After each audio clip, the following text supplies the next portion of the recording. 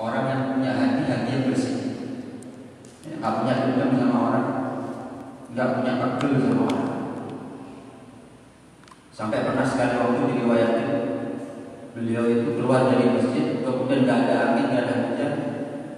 Ada satu orang yang mencaci maki beliau habis-habisan, dicaci maki habis-habisan.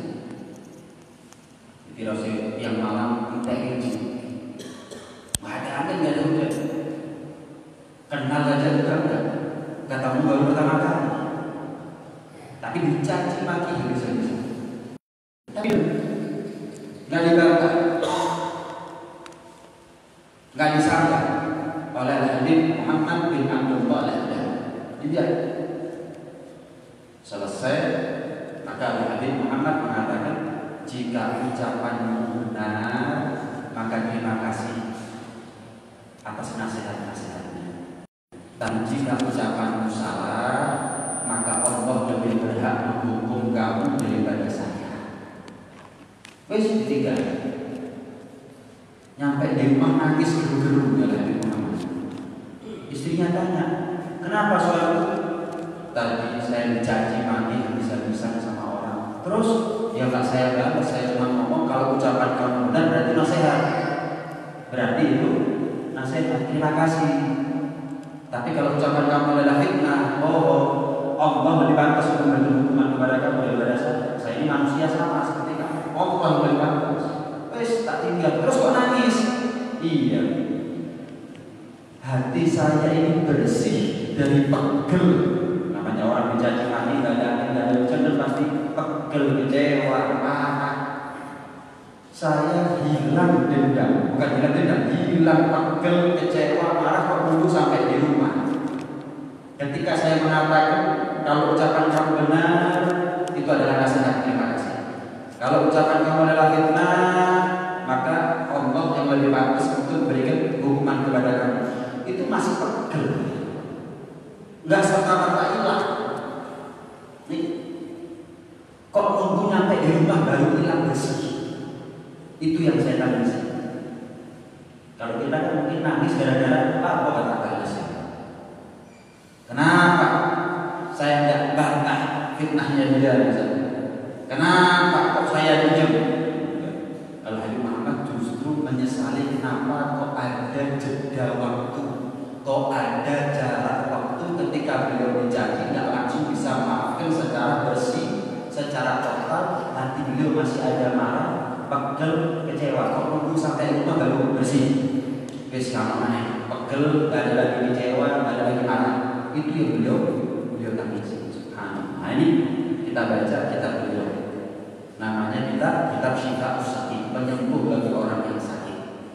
Mudah-mudahan yang sakit dikasih kesembuhan oleh Allah Subhanahu wa taala. Sakit zahir dikasih kesembuhan oleh Allah. Penyakit batin juga dikasih kesembuhan oleh Allah Subhanahu wa taala. Kita punya hati, kita nanti menghadap kepada Allah. Bukan membawa harta, bukan membawa anak. Kita menghadap kepada Allah bukan membawa jabatan. Enggak. Kita menghadap kepada Allah enggak pakai pakaian kebesaran. Kita menghadap kepada Allah enggak pakai kawal-kawalan. Kita menghadap kepada Allah enggak pakai KTP, enggak pakai SIM, enggak pakai STNK. Kita menghadap kepada Allah membawa hati yang bersih. Yauma la yanfa'u malun wa la banun illa man atallaha biqalbin salim. Hari akhirat itu adalah hari di mana harta enggak manfaat, justru menjadi pemberat harta. Hari akhirat itu adalah hari di mana anak belum tentu masih manfaat. Kadang-kadang gadoli malah anak nanti di akhirat waliyadzubillah. Illa man atallaha biqalbin salim. Yang selamat, yang hatinya selamat. Yang masuk surga, yang hatinya selamat. Yang selamat dari neraka, yang hatinya selamat. Karena itu kita berharap kepada Allah. Mudah-mudahan kita baca satu persatu hadis ini dalam kitab ini, Allah sembuhkan penyakit hati kita terutama. Begitu juga dengan penyakit zahir kita semuanya. Mudah-mudahan umur kita menjadi umur yang manfaat, umur kita menjadi umur yang barokah, rohillah di dunia sampai ada di akhirat. Amin Allahumma amin.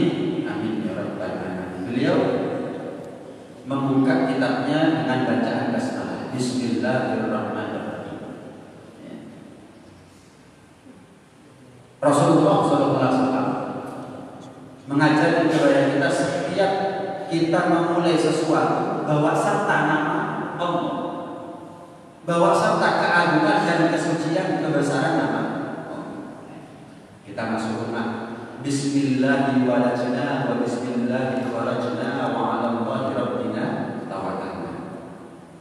Kita kalau mau masuk kamar mandi enggak begini, Bismillah Allahumma inni a'udzu bika minal khubuthi wal khaba'ith. Kita mau tidur baca Bismillah Allahumma inni apa?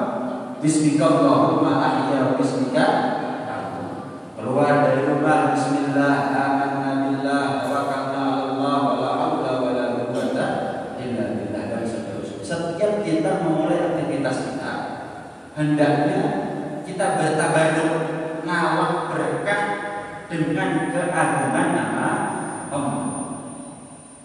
Seperti tadi kita sebelum taklim pengajian kita tawasul kepada nama-nama para aulia orang-orang soleh.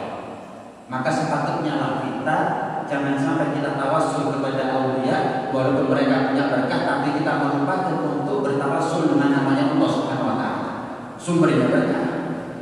Sehingga kalau kita beraktivitas, yang aktivitas kita dimulai dengan bacaan Bismillah, maka insya Allah aktivitas itu menjadi aman, terlindungi, menjadi barokah, menjadi manfaat. Makan pakai Bismillah, sama pakai Bismillah beda.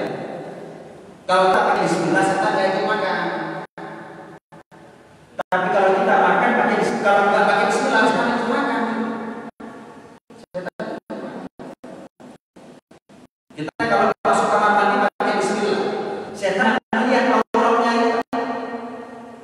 Tapi kalau kita masuk kamar mandi kita pakai Bismillah, malu dong ya. Kenapa? Bermalu nggak setan atau jin takut? Sebagaimana kita malu dilihat aurat kita oleh manusia, seperti kita juga malu aurat kita dilihat oleh setan atau jin. Saking kita tidak melihat, makanya kurang malu. Kalau kita bisa melihat mereka, pasti malu. Makan pakai Bismillah sama kalau pakai Bismillah beda. Kalau makan pakai Bismillah, insya Allah manfaat yang masuk ke perut akan menjadi barokah. Gampang diajak kerja, susah ya. Sebaliknya kalau kita makan nggak pakai Bismillah, kurang manfaat makanan ini. Saya dikatakannya 4 sehat 5 sempurna. Bismillah yang paling 4 sehat 5 sempurna, enggak minta bagus ya, 4 sehat 5 sempurna bagaimana aja bagus. Cuma 4 sehat 5 sempurna akan lebih sempurna lagi kalau manfaat, kalau barokah. Bukan sehat jasmani tapi juga sehat rohani. Ini pernah diceritakan ada setan, 2 setan reuni. Ini disebutkan dalam kitab Nawadir, bukan dari Google ini. Apalagi dari sinetron.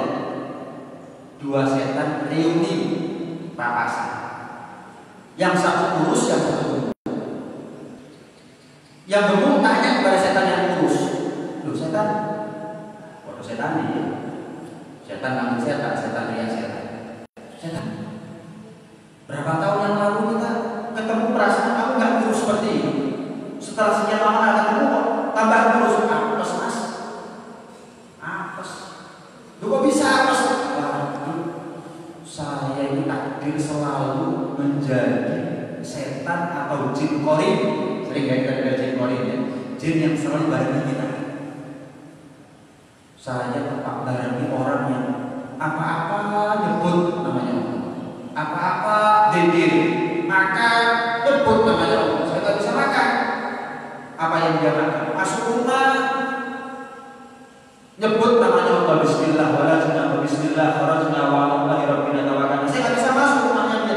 Bahkan kapan dia masuk kamar mandi, setan itu dulu ketika diusir oleh Allah untuk turun ke dunia, mereka minta kepada Allah, "Ya Allah, aku minta tempat tinggal di dunia, aku minta sarang, kandang di dunia. Maka Allah jadikan tempat yang kotor, tempat yang najis itu adalah sarang buat mereka. Tempat yang kotor, tempat yang najis itu adalah sarang buat mereka. Allah jadikan juga sarang setan atau sarang jin adalah tempat pertemuan antara yang panas dengan yang dingin. Walhasil Allah jadikan kamar mandi itu sarangnya setan. Kata setan yang terus lainnya, jeding ini sudah Allah jadikan sarang buat kita.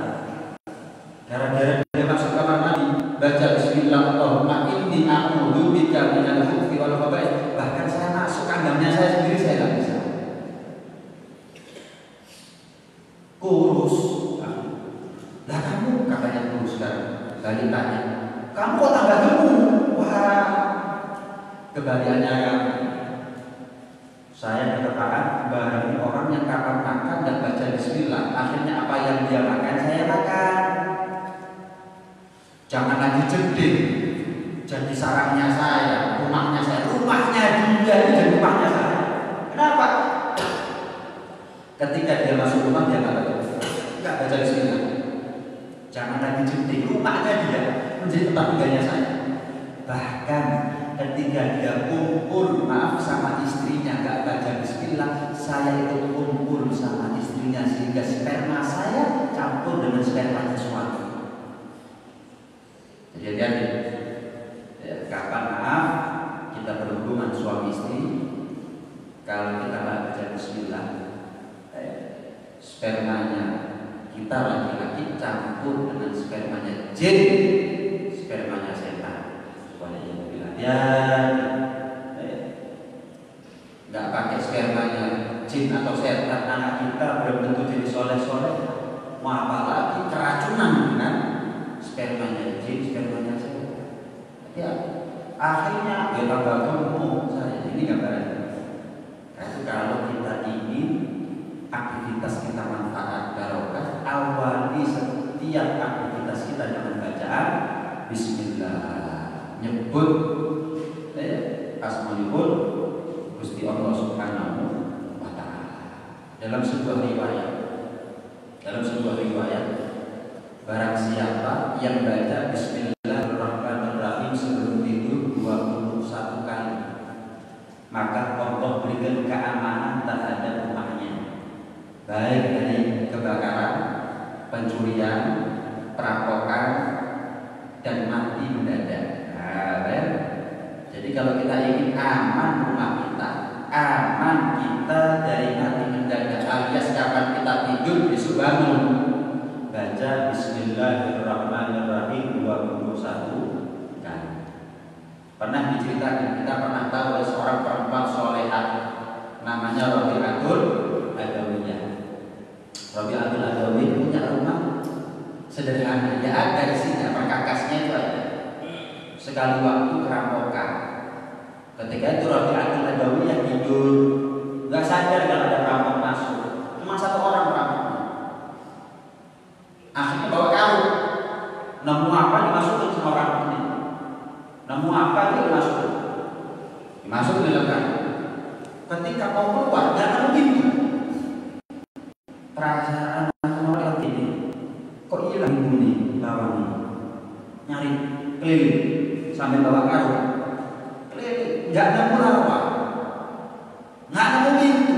Kesel keliling bawa karung ini, taruh. Cek.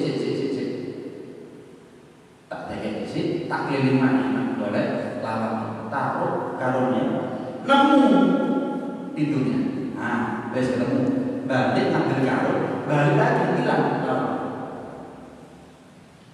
Dikelilingi lagi, rasanya ada ini, cari nggak nemu lawang, nggak nemu pintu sama sekali, nggak nemu jalan keluar, kesel, taruh lagi, silakan.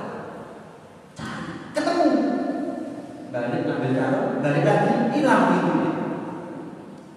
Kata yang ada satu suara tanpa wujud mengatakan, kalau perlu kamu keliling sampai subuh nggak bakal ketemu pintunya, kamu nggak bakal dapat jalan keluar kecuali kamu kembalikan barang yang kamu curi, yang kamu rampok ke tempatnya semula, keluar dengan tangan kosong ketemu lawan, ketemu tanpa wujud ada suara, tanpa wujud. Kenapa? Karena sudah menjadi kebiasaan dalam dia sebelum tidur baca Bismillahirrahmanirrahim 21 kali. Aman rumah kita dari kebakaran, insya Allah aman dari bencana alam, gempa aman. Bukan hanya rumahnya, kenapa rumahnya aman kalau penghuninya nggak aman? Insya Allah kalau rumahnya aman, penghuninya ikut-ikutan aman, selamat. Yang lebih hebat dari itu, kapan kita baca Bismillahirrahmanirrahim 21 kali, insya Allah besok pagi kita masih punya umur. Eman kalau tak ada aman. Karena itu kapan kita mau tidur, terutama yang muda-muda ini, bukan HP, Bismillah 21 kali. Seharusnya itu bukan kata makruh. Karena makruh, si guru guru itu kata. Ini masih ada 100 chat, 200 chat, 300 chat. Oh, tak kata no. Bismillah 21 kali tidur. Kita baca itu bukan tambah senang, tambah gak senang, tambah suka. Banyak informasi yang kadang-kadang tak penting, di sini rasa-rasa, di sini guyonan. Maaf, kadang-kadang isinya grup itu mungkin hal-hal yang baik, hal-hal yang tidak senonoh, tak pantas.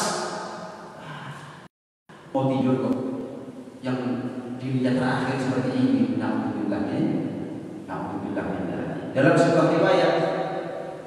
Dalam sebuah riwayat, jika seorang hamba Allah mengatakan Bismillahirrahmanirrahim, maka surga itu akan menyambut bacaan basmalah dengan mengatakan labbaika wa sa'daik ilahi inna abdaka fulanan qala Bismillahirrahmanirrahim. Ya Allah, kata surga, sesungguhnya hambamu yang bernama fulan telah mengucapkan Bismillahirrahmanirrahim. Zahzihu 'anil nar wa adkhilhul jannah. Ya Allah, hamba yang sudah berhasil mengucapkan Bismillahirrahmanirrahim, selamatkan dari neraka, masukkan dia ke dalam aku surga. Coba, jadi kalau kita baca Bismillah ternyata dunia akhirat, bukan dunia tok atau akhirat tok. Dunia akhirat kita mendapatkan keberuntungan. Niru akhlaknya Nabi berat, niru ibadahnya Nabi berat. Gak mau sok niru Bismillahirrahmanirrahimnya Nabi kita susah. Nah, karena itu kita harus semangat untuk niru sunnah-sunnahnya Rasulullah Sallallahu Alaihi Wasallam. Setelah memulai dengan bacaan basmalah, Al-Habib Muhammad bin Abdullah Lahda melanjutkan kitabnya dengan bacaan Alhamdulillah ala kulli hal. Segala puji bagimu ya Allah atas segala keadaan. Enak saya bersyukur kepadamu ya Allah. Takdir itu ada dua, ada baik, ada buruk. Tapi kalau hikmah pasti baik. Nggak ada hikmah itu buruk. Kalau buruk namanya bukan hikmah. Takdir ada dua, baik, buruk. Mau takdir baik, hikmahnya baik. Mau takdir buruk, hikmahnya selalu baik. Nah kalau hikmah itu baik, apa alasan kapan kita takdir yang buruk oleh Allah, misal sakit, alhamdulillah, kemudian kita nggak bersyukur kepada Allah? Bersyukur kenapa? Sakit itu mengampuni dosa. Sakit itu melebur dosa. Sakit itu mengangkat derajat. Tetap berusaha untuk sembuh, minum obat, periksa ke dokter ya ke dokter. Nggak ada masalah. Tapi bukan kemudian kita banyak Rasulullah, banyak sambat sampai lupa loh, sakit ini ngangkat derajat. Derajat kita diangkat. Enak namun betul. Lah kalau enak masa sabar. Lah kalau enak masa Rasulullah sabar. Enak itu syukur, namanya enak kok. Sakit melebur dosa, enak apa? Dosa ini kalau panjang sekali dilebur di bumi hangus ke dalam Allah Subhanahu Wa Taala. Enak. Lah kalau enak kok sabar. Apa nggak senang kita dilebur dosanya oleh Allah? Bisa mungkin nggak coba. Iya. Saya mau tanya, maksiatnya kita setiap hari kan? Saya mau tanya di sini ya, satu hari nggak pernah maksiat sama sekali kita. Sama. Setiap hari kita maksiat. Apa setiap hari kita dikasih sakit? Loh, lihat. Berarti kapan kita sakit itu karena rahmatnya Allah sebetulnya. Sakit setahun, maksiat setahun, dilebur dengan sakit sehari. Habis dosa kita setahun. Enak berarti. Ya kita masih tak sakit. Nggak boleh orang tak sakit. Cuma kapan dikasih sakit? Ya namanya manusia yang lemah. Nggak tahu greges, nggak tahu sakit gigi, nggak tahu pusing, udah bukan sakit-sakit enteng-enteng. Ya udah selamat dari segala musibah, selamat dari segala wabah, dikasih sehat walafiat kita semuanya oleh Allah Subhanahu wa Ta'ala. Kapan dikasih sakit, takdirnya mungkin buat kita buruk. Gak enak loh, siapa yang mau? Cuma hikmahnya selalu baik. Diangkat derajatnya, dilebur dosanya, syukur. Tapi bukan berarti syukur berupa korol. Bukan, kita ke dokter, dikasih resep, pergi ke apotek, minum obatnya, banyak istirahat, maka kita atur, dijaga, selesai. Tapi terima kasih ya Allah, saya ini setiap hari maksiat, dan setiap hari sakit. Terima kasih ya Allah, kapan saya banyak dosa, Engkau berikan kepada saya sakit, sakit bukan sakit yang berat. Ke dokter, ke apotek, selesai. 3 hari, 4 hari panas. Alhamdulillah, terima kasih ya Allah. Ya. Banyak bersyukur. Masalahnya begini, kita ini setiap hari minta panjang umur, dikasih panjang umur, tapi nggak bersyukur. Kita ini setiap hari minta sehat, setiap hari dikasih sehat semua, kurang bersyukur kita semua. Kadang-kadang tunggu nikmat yang gede baru kita ingat sama Gusti. Jenengan pilih mana? Uang 1 M sama nggak bisa ngentut. Ayo, jenengan kalau balik yotro 1 M, tapi jenengan boleh saja ngentut. Maaf, pilih undinya 1 M bisa ngentut ya. Ya itu namanya mimpi. Kalau disuruh pilih bisa ngentut tapi nggak ada uang 1 M. Dikasih rezeki 1 M kayak bisa ngentut ayo kayak bisa. Jangan lagi buang air kecil, buang air besar, kayak bisa ngentut. Pilih mana kira-kira? Bisa ngentut apa dapat uang 1 M? Bisa ngentut. Maaf. Kapan kita buang air kecil, buang air besar? Pernah nggak kita kemudian? Alhamdulillahilladzi akhraja 'anil hada adhaba 'anil hada wa 'afina. Ya Allah, terima kasih ya Allah, Engkau telah mudahkan kepada aku penyakit ini, kotoran ini yang kalau mancep, ya yang kalau menetap ada dalam perutku, dalam lambungku sakit. Maaf, air kencing, maaf kotoran kita, maaf buang gas, air kencing, kotoran, gas kalau tetap ada di lambungnya kita sakit kita, sakit. Kan seharusnya kita ini lagi-lagi meneladani Rasulullah, keluar dari masuk kamar mandi, bismillah, keluar alhamdulillah. Kenapa? Coba kayak semuanya, maaf, nggak bisa buang air besar, nggak bisa ngentut.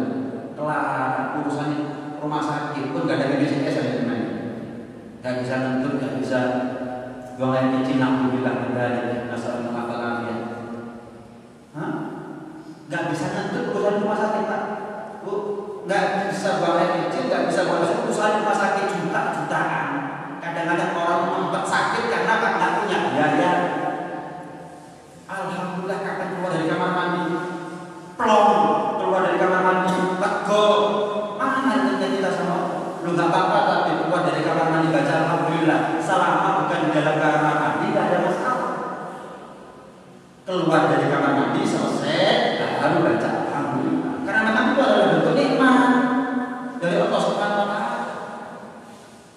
Ngentut nggak apa-apa, tapi baca alhamdulillah setelah ngentut nggak apa-apa. Kenapa? Dalam bisa bentuk nikmat. Cuma bukan di banyak orang. Dengan alhamdulillah ada mu'minillah. Kalau dengan ngentut banyak orang. Dengan alhamdulillah orang lain innalillah.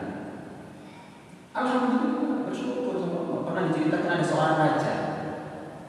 Singkat cerita seorang rajin salah makan mungkin, nggak tahu keracunan atau apa, nggak bisa nentu. Sehari, 2 hari, 3 hari mulai sakit, 4 hari, 5 hari, mulai panggil dokter, 7 hari, seminggu nggak bisa nentu. Dengan bayangan ini, seminggu nggak bisa nentu, kelapa, tidur nggak bisa tidur, makan nggak enak, tidur nggak nyenyak, nggak bisa obat. Raja itu punya semuanya, tapi nggak bisa nentu. Mulai ngadakan sayembara, mengadakan sayembara. Ayo, siapa yang bisa menyembuhkan raja? Minta apa dikasih sama raja. Datang tabib nyembuhkan, gagal. Datang dokter, gagal. Datang ini dan gagal. Sampai berita itu sampai kepada seorang yang soleh, orang yang soleh datang ke istana raja. Ditanya sama awal, dokter, bukan, tabib, bukan, tukang jamu mungkin, enggak, tukang pijat, bukan. Mau apa sih? Mau nyembuhkan raja? Dokter bukan, tabib bukan, pijat enggak, jamu enggak bisa. Dengan cara apa kamu nyembuhkan raja? Pokok kamu tahu hasil. Roda yes. Saya paling lebih obat, mulai tanya orang soleh. Ya wis masuk ketemu raja. Dokter bukan, tabib bukan. Oh tukang jamu bukan, tukang pijat. Oh saya bisa pijat. Kamu menyembuhkan saya, iya. Dengan cara apa? Caranya rahasia. Yang paling penting raja, Anda bilang kalau saya berhasil menyembuhkan Anda akan memberikan kepada saya apa yang saya minta. Ya, dengan cara apa? Rahasia raja. Itu urusan saya, jadi jangan sembuh. Ya wis. Terus apa yang kamu minta kalau saya sembuh? Kerajaan. Maksudnya, kalau sampean sembuh raja, saya jadi raja, sampean jadi rakyat. Tambah loh. Terserah. Saya pulang bisa, jenengan tak sembuh, atau saya sembuh jenengan, bes. Bingung ya, sama seperti kita. Lek mau milih, satu apa betul pilih betul. Ini raja juga begitu, ya jelas pilih. Tentu apa artinya punya semuanya kalau nggak bisa kemana-mana? Apa artinya makanan penuh? Tapi kalau dia makan nggak enak, kenapa? Kasih tutup, tambah makan tambah rokok, ngempet, tapi nggak bisa keluar. Kira-kira bisa tidur? Walaupun pakai AC 10, kasurnya 5 meter dari dulu. Wis, yo siapa kok sekarang wis. Pokok waras katanya raja. Bener loh raja. Saksi ya, awal ya semuanya ya. Saksi, kalau raja sembuh, saya jadi raja. Raja jadi rakyat. Saksi ya. Ya. Orang soleh bodoh tunggu. Orang soleh bodoh tunggu. Subhanallah. Moro-moro kebelet raja. Izin ke kamar mandi, laku. Nggak tahu barunya gimana, seminggu nggak bisa keluar. Bah, gimana raja? Iya. Wah, mas sembuh, saya terima kasih. Ojo terima kasih di sini aja. Sekarang yang jadi raja siapa? Yang jadi rakyat siapa? Iya, katanya raja. Ya, saya ingat janji. Kamu jadi raja. Saya kemarin raja, sekarang jadi rakyat. Oh enggak, katanya orang soleh, namanya orang soleh kan punya. Coba kalau kita jadi, oh enggak raja. Saya cuma ngetes. Jenengan ini betul-betul kepingin sehat atau punya? Ternyata jenengan memang kepingin waras, kepingin sehat. Saya nggak butuh kerajaan. Mosok raja, kerajaan ini saya nggak tentu. Terus saya mau, tak rugi saya. Kerajaan Anda ini raja ini orang soleh, ahli hikmah. Kerajaan Anda ini raja ternyata murah, remeh, beletek. Kerajaan ini siap Anda berikan kepada saya asal Anda bisa nuntut. Dalam menuntut tok bayar isinya kerajaan. Mosok barang murah seperti ini saya mau enggak tidak. Pikir Cirojo. Nah, kita ini kadang-kadang membuka rezeki gede. Baru alhamdulillah terpati. Entah ini kecelakaan dulu. Alhamdulillah. Nunggu sakit, kemudian sembuh. alhamdulillah. Bahkan setiap hari kita ini sehat. Ya gak tahu. Makan enak gitu. Kapan sakit makannya nggak enak. Kapan panas makannya enak lagi. Alhamdulillah bisa makan. Dan sebelum sakit kan makan enak.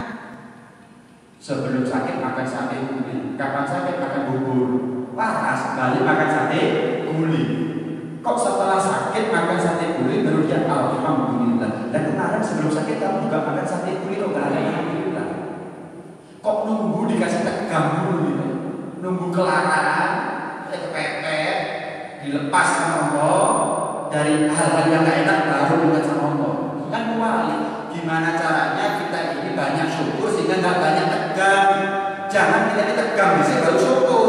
Syukur yang nanti biar gak tegang kita. Syukur yang banyak biar gak sakit kita. Jangan nunggu sakit baru kata panas alhamdulillah balik. Alhamdulillah dia gak sakit-sakit. Makan ini gitu. Kadang-kadang ngenteni gelegekan baru alhamdulillah. Lah sebelum gelegekan enggak alhamdulillah sama siapa?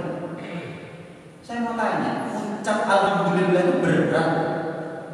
Enteng, tapi itu adalah merupakan tempat keriduannya Allah Subhanahu wa taala. Ahibbullah lima yahdukum bihi ni'amin. Rasulullah SAW pernah bersabda, cintai Allah karena banyaknya Allah memberikan nikmat kepada kalian. Kurang apa Allah masih nikmat kepada kita? Enggak kurang-kurang.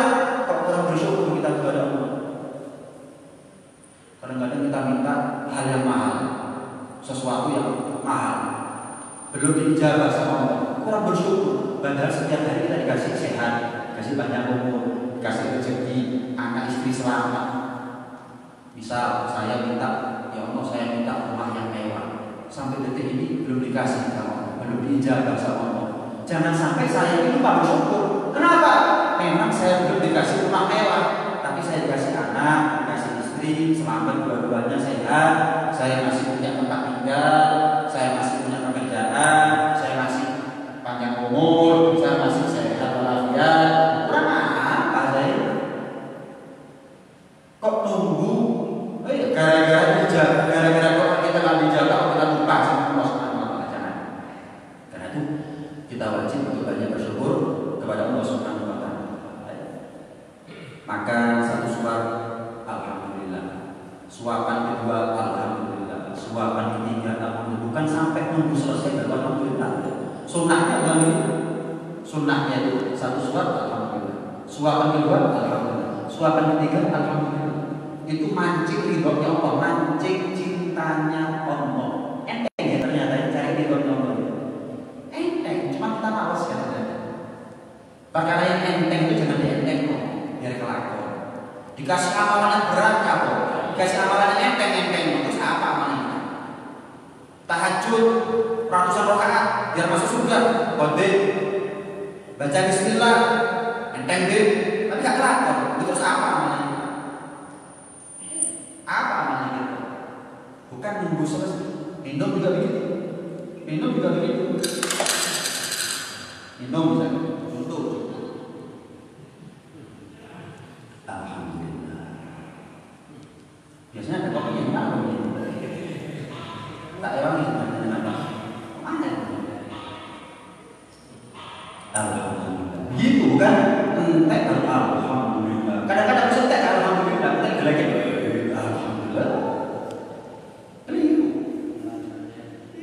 Alhamdulillah. Begitu.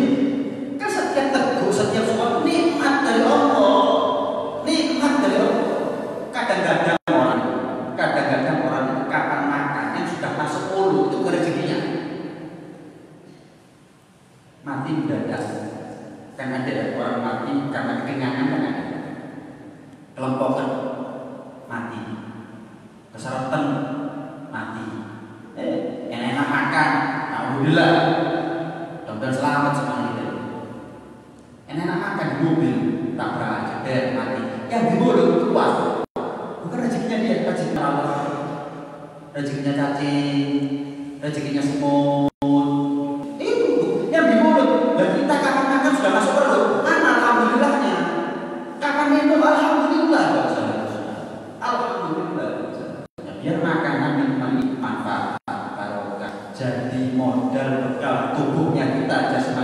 kita untuk ibadah dan taat kepada Allah Subhanahu wa taala. Baik. Beliau juga mengatakan wa na'udzu billahi min ahwali ahli nar. Ya Allah, kami berlindung dari segala keadaannya penduduk neraka. Kami berlindung ya Allah dari segala keadaannya penduduk neraka. Kita ini ngerasakan api dunia itu sudah nggak kuat, apalagi api neraka. Orang yang paling ringannya siksaan orang di neraka, naudzubillah min dzalik, yang dibakar kakinya itu utek semua beluduk langsung encer. Yang dibakar baru utek api kakinya itu otak langsung encer.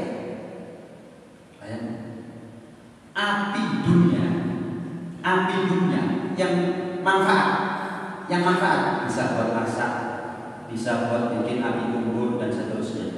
Itu setelah dicelup oleh Allah dengan lautan rahmatnya Allah bukan cuma sekali, baru manfaat api dunia. Kata ulama, kalau seandainya api neraka tanpa dicelup ke dalam lautan samudra rahmat Allah dua kali, satu tetes saja dari api neraka turun ke dunia, kering dunia. Gak akan ada tumbuhan bisa tumbuh, cukul.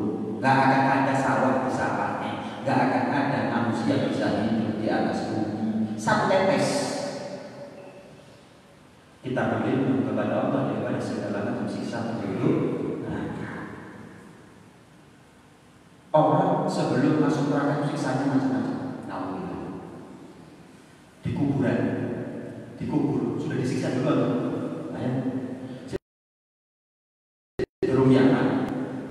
Dibandingkan ketemu matahari berat 1 jengkal, dalam riwayat jarak 1 mil, matahari jutaan mil.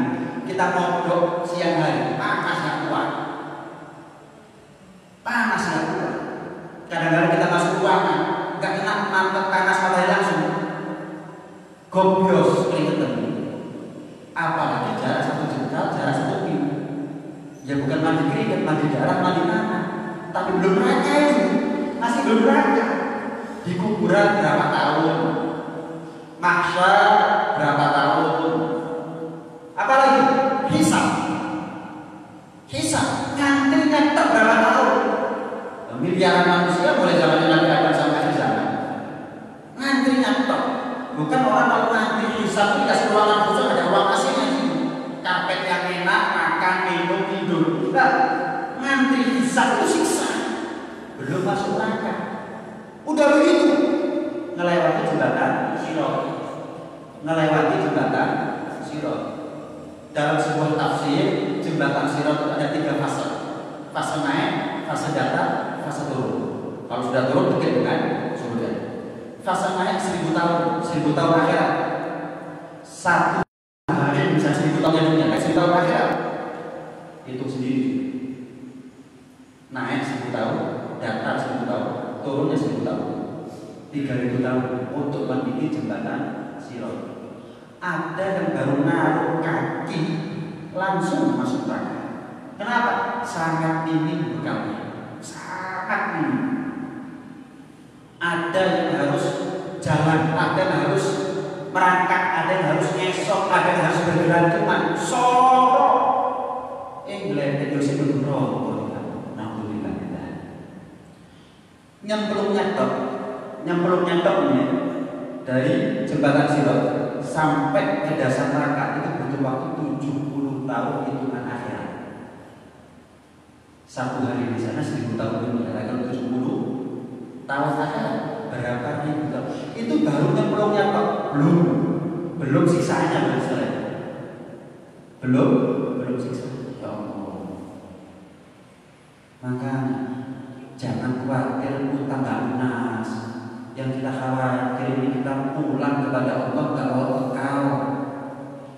Ya kita punya utang kapan ngasih utang. Kita khawatir, tapi lebih khawatir lagi kalau kita menghadap kepada Allah, kita nggak punya modal. Itu yang harusnya kita perbanyak. Istighfar, taubat, minta ampun kepada Allah. Bahkan nangis. Usahakan kita ini kalau sebelum subuh bangun, selain sholat tahajud, sholat witir, usahakan kita ini nangis. Kalau nggak bisa nangis, paksa. Ya apa caranya nangis? Paksa menangis, bagus kok. Memaksakan diri untuk nangis asal ikhlas itu bagus. Nah, kita mudah kapan hadir majelis sholawat misalnya, ngenteni kamera depan mata dan nangis kita ini. Ngenteni di sorot kamera, waktu dapat kamera nangis di sini, nangis. Ketika kita sendirian menghadap kepada Allah disorot dengan pengawasannya Allah Subhanahu wa taala, nggak nangis. Kalau nggak bisa nangis karena kakunya, kerasnya, kita paksa untuk menangis. Tahu nggak? Saya dilakukan contoh. Itu kedua matanya karena nggak pernah kering daripada air mata setiap malam, itu membekas hitam, membekas hitam. Sama seperti orang kalau banyak sujud sampai dahinya menghitam. Ya kalau itu ikhlas nggak dibuat-buat ya itu kehendaknya Allah. Tapi bukan berarti orang yang nggak hitam berarti nggak banyak sujud. Kata Allah, wah, oh kalah ya. Apa? Aku bukan ireng. Justru ucapan kami ini yang jatuh begini bukan itu. Tolak ukurnya bukan sih. Saya di nomor juga karena banyak nangis hitam, karena kiri hitam. Sampai sekali waktu beliau ditanya sama sahabat yang lain, Umar, Anda ini kan sudah dijamin masuk surga, sudah dijamin masuk surga. Kenapa kok masih banyak nangis kepada Allah? Sudah dijamin, kata soal kaji Nabi. Jaminannya dari Rasulullah. Apa yang Rasulullah? Aku yakin. Tapi kan Nabi ngomong sudah puluhan tahun yang lalu. Setelah Nabi ngomong sampai sekarang kan saya masih hidup. Bisa jadi saya salah. Bisa jadi saya berbuat maksiat. Bisa jadi saya banyak dosa. Sehingga jaminan Rasulullah puluhan tahun yang lalu gagal. Saya nggak bisa tanya kepada Rasulullah kenapa sudah meninggal. Rasulullah saya nggak bisa tanya. Ya Rasulullah, jaminan Anda saya masuk surga puluhan tahun yang lalu masih berlaku nggak? Saya masih pantas nggak? Karena saya nggak tahu jawabannya apa. Ya sudah, saya banyak nangis sama Allah. Tahu nggak? Kata saya normal. Tahu nggak? Seandainya nanti di akhirat ada panggilan, ada seruan, semuanya masuk surga kecuali satu orang masuk neraka. Apa kata Sayyidina Umar? Semuanya masuk surga, satu orang masuk neraka, yang satu masuk neraka jangan saya ya Allah ya. Coba bayangkan kalau kita semuanya masuk surga kecuali satu orang masuk neraka. Kira-kira oh ya mantap ya. Mek sapa kok neraka? Oh wah, suwi tanah masih habis suwe akeh dosa banyak banget. Merasa aman nggak ya? Merasa aman, hilang takut dari Allah. Mungkin langsung nggak sholat. Kenapa? Merokok, di sini orang siji, ya aman kan? Wah, nangis, mending yakin dengan Rasul. Kenapa? Neraka cuma di tempat itu orang. Saya tidak kemarin manusia terbaik ketiga setelah Rasulullah dan setelah dua kali ya Allah, yang satu zaman saya ya, itu ditangisi dari rumah. Saya di rumah ini parah sama Nabi. Apa? Mertuanya Nabi. Bayang. Luar biasa. Sebaliknya kalau ada seruan, ada panggilan nanti di akhirat hari kiamat, semuanya masuk neraka kecuali satu orang masuk surga. Itu Sayyidina Umar masih ngarep kepada Allah, tidak kehilangan harapan. Ya Allah, yang satu orang masuk surga saya ya Allah ya. Coba kalau kita semuanya masuk neraka, surga cuma dihuni satu orang, kira-kira sholat kita ya percuma sholat. Kenapa? Lawang suruh kau ingin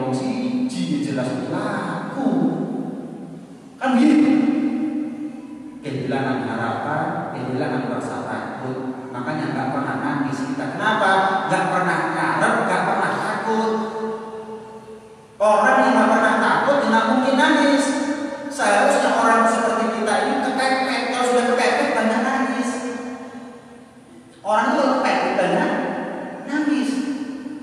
Kita ini pepet, tapi kok nggak nangis? Kenapa? Nggak merasa pepet, nggak merasa ngarep, nggak merasa butuh kepada Allah Subhanahu Wa Taala, butuh kan pertolongan Allah Subhanahu Wa Taala. Ngerasa aman, ngerasa terjamin, ngerasa sukses. Oh, umat kanjeng Nabi Muhammad, loh, umatnya kanjeng Nabi Muhammad memang pasti dapat syafaat, ya. Tapi ingat, ada umatnya Nabi Muhammad yang dapat syafaatnya leren beberapa kondisi.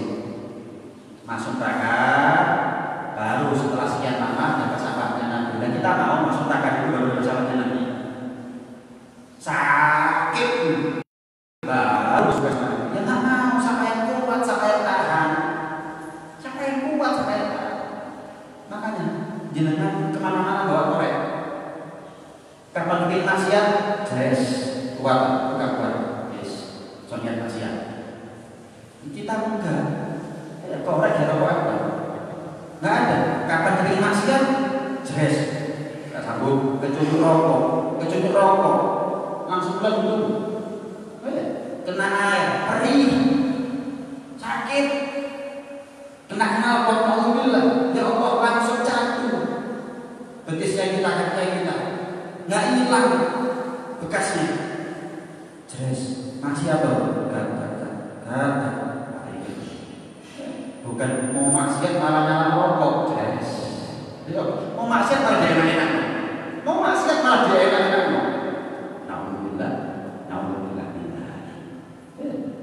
Berarti banyak tobat kepada Allah. Kita nanti malam tidur, yakin besok bangun. Kita sekarang alhamdulillah dipertemukan di rumahnya Allah, di waktu yang dimuliakan oleh Allah, dalam rangka acara yang mulia dimuliakan oleh Allah. Yakin dan kapan kita keluar nanti kita masih taat sebagaimana kita taat. Kita kumpul sama orang-orang baik. Yakin kapan kita keluar dari masjid kita kumpul sama orang-orang baik. Kalau kita meninggal sekarang husnul khotimah, yakin. Dan kalau kita nggak meninggal sekarang, meninggalnya nanti, yakin husnul khotimah itu. Jadi perbanyak istighfar, perbanyak minta ampunan kepada Allah, perbanyak tobat kepada Allah Subhanahu Wa Taala. Mudah-mudahan Allah panjangkan umur kita semuanya, umur orang tua kita semuanya, umur suami istri, anak cucu dan keturunan kita semuanya dalam keadaan sehat walafiat, dalam keadaan taat kepada Allah, taat kepada Rasulullah, dan mudah-mudahan kapan ajal sudah dekat kepada kita, panggil kita dengan panggilan sayangnya, ya ayyuhan nafsul mutmainnah irji'i ila rabbiki radiyatan mardiyah fadkhuli fi ibadi wa dkhuli jannah. Meninggal dengan damai dekat husnul khotimah.